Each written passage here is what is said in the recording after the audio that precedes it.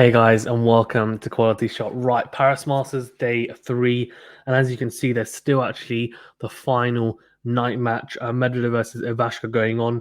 We're going to get into some of the results and also try and see how right I was in terms of my predictions, and we're going to look forward also to tomorrow's set of matches as well. It's been really interesting actually tomorrow to do the Paris Masters, obviously indoors, as you know, indoor hard courts, and the last Masters of the year. So really looking forward to getting into the results from today even.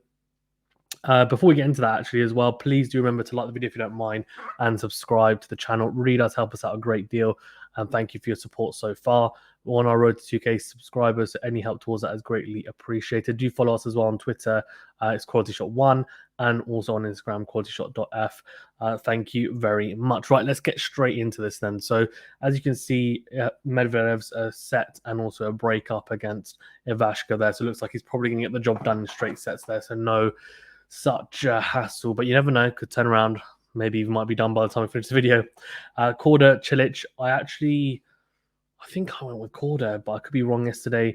Very good win for Korda. I think Cilic has been in good form, so that's a solid win for Sebastian Korda against a wily, experienced player in Cilic who has power and look on his best day can beat anyone really. Zverev and Lajovic, good win for Zverev in straight sets. And then the Giron-Schwartzman, that was a fantastic match. Two tiebreakers. Schwartzman will feel unlucky to lose both tiebreakers and end up losing the match as well. A couple of fantastic rallies and shots in that as well. So well worth watching the highlights of that. Monfils, Manarino. Monfils, obviously, with a pretty tough match in the first round against Manovic, coming through in 3 sets. He did pretty much the same again here, losing the first set 6-2, then winning 7-6, 6-2 in the second and third sets to progress. So Gael Monfils is kind of revolutionizing his game. He's trying to play a slightly more attacking brand of tennis, especially on the forehand side, trying to dictate more on the points. I guess he's getting older as well, so can't quite... He's still got very good legs, but probably not as flexible as he once was. Sorry, excuse me. Tsitsipas, Poprin, I mean, disappointing. Obviously, Tsitsipas getting injured there, but Poprin is a good player, so let's see what he can do. Tsitsipas he's had a very interesting year, hasn't he? Obviously, made the French Open final. That was a breakthrough. Was 2 sets to love up in that final against Djokovic. Didn't get the job done, and since then, it's just been, honestly, it's been a very disappointing for the rest of the year, the second half of the year. Obviously, he lost his grandmother as well, who he was very close to. So understandable that it will take him a bit of time to get back to his best, especially mentally as well. But I don't think it's just that. I think there's maybe that mental aspect. It's more mental, I think, than anything. Whether it's to do with, the loss of a family member or whatever else, I'm not sure. But he doesn't seem to mentally be all there. So let's hope going into 2022 and also the World Tour Finals as well, we see him back to his best, because he is a very good player to watch when on song. Very attacking brand of tennis that everyone loves to watch. Jannik Sinner, Alcaraz, so the battle of the young guns, the battle of the young stars. I think, honestly, if you were to say to me who were the best 2 young players below the age of 20 coming through, I would probably say Jannik Sinner and Carlos Alcaraz. And, some people might say Musetti and others, and I get that. But for me, it would be Jannik Sinner and Alcaraz. What a match. 7-6, 7-5. I actually thought Sinner might edge Alcaraz in this because of the experience, because of his current form as well. But Alcaraz getting it done in 2 very tight sets. So a very good win for Alcaraz as he progresses. Cam Norrie versus Opelka. I actually thought Opelka might pip Norrie in this matchup, but Norrie just carries on his phenomenal form. The Indian Wells winner, winning 6-3, 6-4, so good win for him.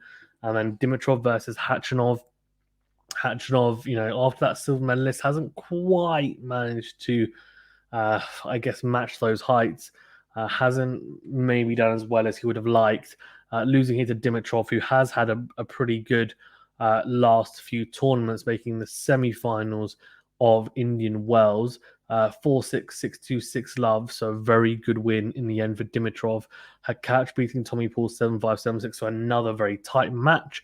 And then 2 results that I'm really happy with, because I predicted Fritz to beat Rublev, which is exactly what happened. 7-5, 7-6. I think that's just form, honestly. Rublev hasn't been in particularly good form. Taylor Fritz has been. And I think it was just getting Rublev at the right time, and that's what happened here. And then Duckworth, I just thought, would outmaneuver Musetti, and Musetti was still not as potent on a court that isn't clay. So he needs to work on that, on his game on all courts. But a good win for Duckworth, 6-3, 3-6, 6-3 against a very talented young Italian. And then Gaston, what a win here against PCB, winning 6-7, 6-4, 7-5. Very tight match, but a very good win nonetheless for Gaston. And PCB obviously got the bronze medal as well in the Olympics, and then since then hasn't quite done as well as he would have liked. He normally does quite well at the US Open. Underperformed there, I would say.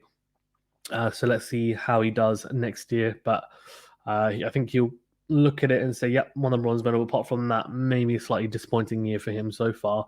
FA versus Koepfer.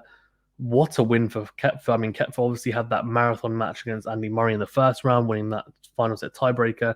Really, really good match. And then here he's picked up another scalp. Really impressive, beating FA in straight set 6-3, 7-5. So carries on his good form. The lefty German, or the German lefty even, marches on. So let's see how far he can go. But really good to see.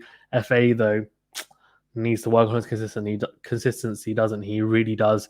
Just a little bit too hot and cold for my liking. Such a talented player, but needs to be more solid. So let's see what he can do going forward. But yeah, needs to be a bit more on the ball, I think. FA for sure. Right, that's all from me. Thank you very much, guys, for tuning in. I do appreciate it. Please do remember to like the video and subscribe to the channel. If you haven't already, do check out our interview with WTA player Jamie Loeb. He's in the tennis interview playlist. And I'll also put the video as a suggestion, at the end of this video. We'll try and get some more tennis players on as well, which will be cool. And if not, we'll be definitely doing some watch-alongs. If not, for the Paris Masters, we definitely will be doing it for the World Tour Finals. And, of course, come the Australian Open next year. Thank you very much, guys. Stay safe and well, and I'll see you on the next.